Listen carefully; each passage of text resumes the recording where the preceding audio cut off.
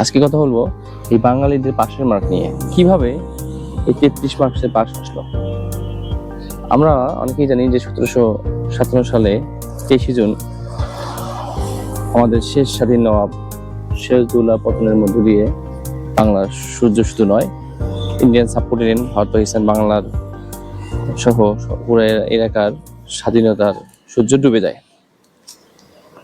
ঠিক এর 100 বছর পর 1857 সালে সিপাহী বিপ্লব হয়, সিপাহী বিদ্রোহ।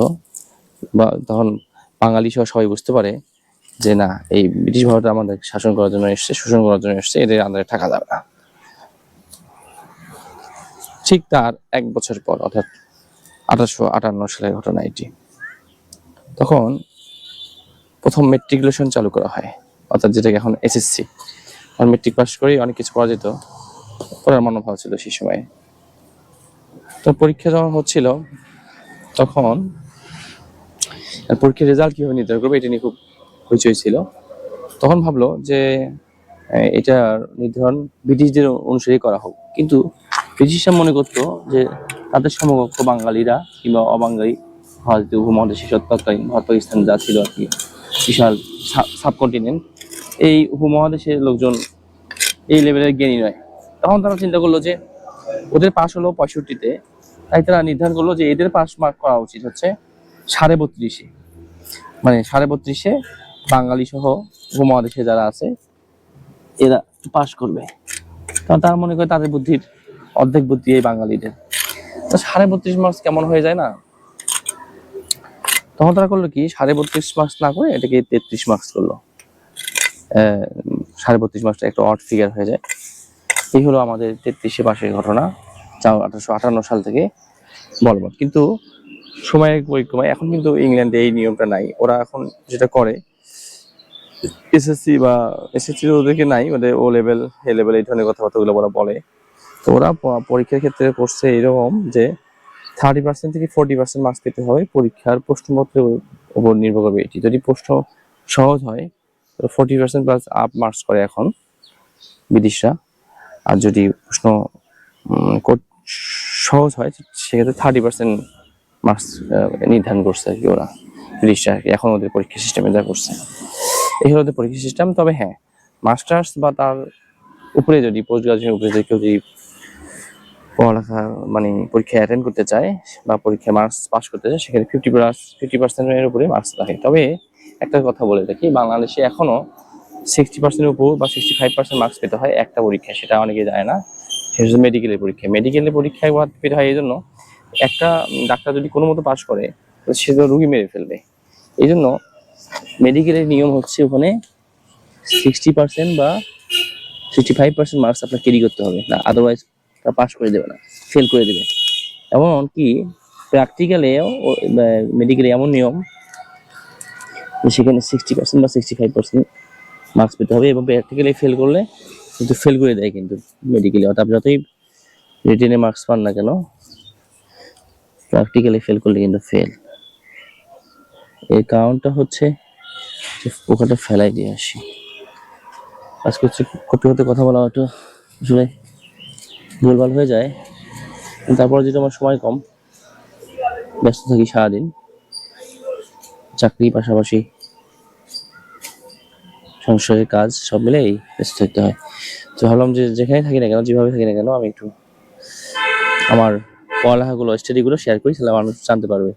কারণ এই ধরনের স্টাডিগুলো আসলে 1% লোক করে না, বা কারণ করে না এই জন্য তারা অভাবে ভাবে না, বা প্রয়োজনও হয়তো বা নাই।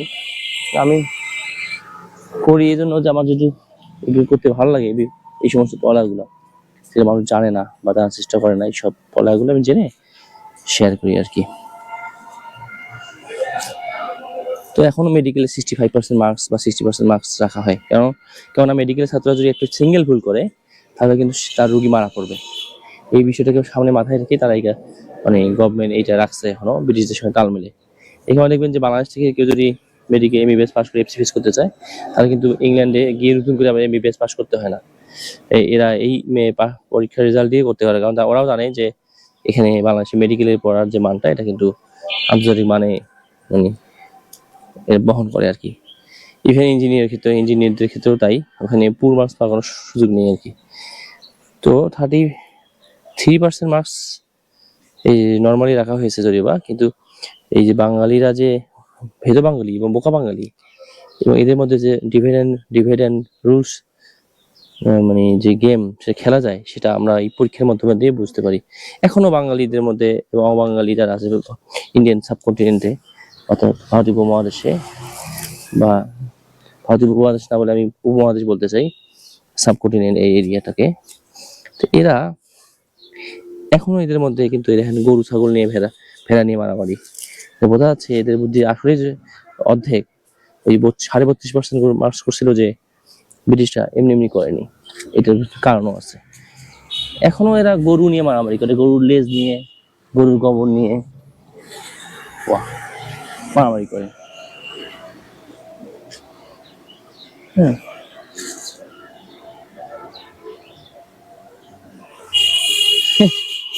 বাঙালি ও বাঙালি যত উপমহাদেশের লোকজন আছে, এরা পৃথিবী কোথায় আগায় গেল, আর এরা আছে গরু নিয়ে, গরুর লেজ নিয়ে। সেজন্যই বলি যে আসলে এই হিস্টোরি কিন্তু মারাত্মক একটা জিনিস, হিস্টোরি কাউকে ক্ষমা করে না। কারণ ব্রিটিশরা ভেবেই নিয়েছিল যে তাদের চেয়ে বুদ্ধি আমাদের অর্ধেক, তা না হলে 32.5 রেজাল্ট করবে কেন, রেজাল্ট নির্ধারণ করবে কেন। এবং আমরা কিন্তু প্রমাণ দিয়েছি আমরা তাদের বুদ্ধি অর্ধেক। তারা যে ডিবেট এন্ড গেম রুলস খেলছে, এইভাবেই খেলছে যে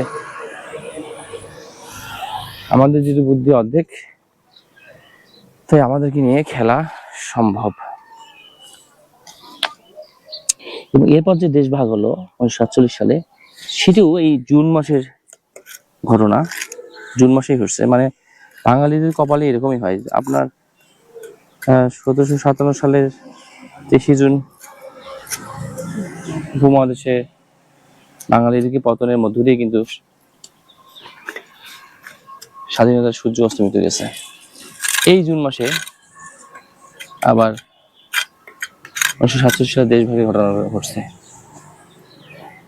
এবং সেটাও কিন্তু বাঙালি এবং পাঞ্জাবের দিকে কেন্দ্র করে। অনেকে মনে করি যে ভারত উপমহাদেশে সবখানে সবকিছুকে নিয়ে ভাগ হয়েছে, বিষয়টা এরকম না। সূত্রপাতটা হচ্ছে পাঞ্জাবিদেরকে নিয়ে আর বাঙালিদেরকে নিয়ে, মানে এই যে উপমহাদেশ ভাগের যে বিষয়টা, সেটি অন্য একটা চ্যাপ্টার।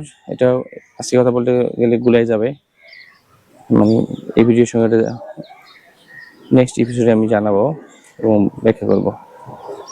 আজকের মতো আমার এই ছাদ বাগান থেকে সবাইকে শুভেচ্ছা এবং ভালোবাসা জানিয়ে, এবং আগামী পর্ব দেখার জন্য অগ্রিম আবেদন জানিয়ে এখানে শেষ করছি। আসসালামু আলাইকুম রহমতুল্লাহি ওয়া বারাকাতুহু।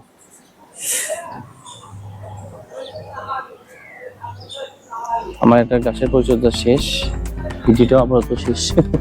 আল্লাহ হাফেজ।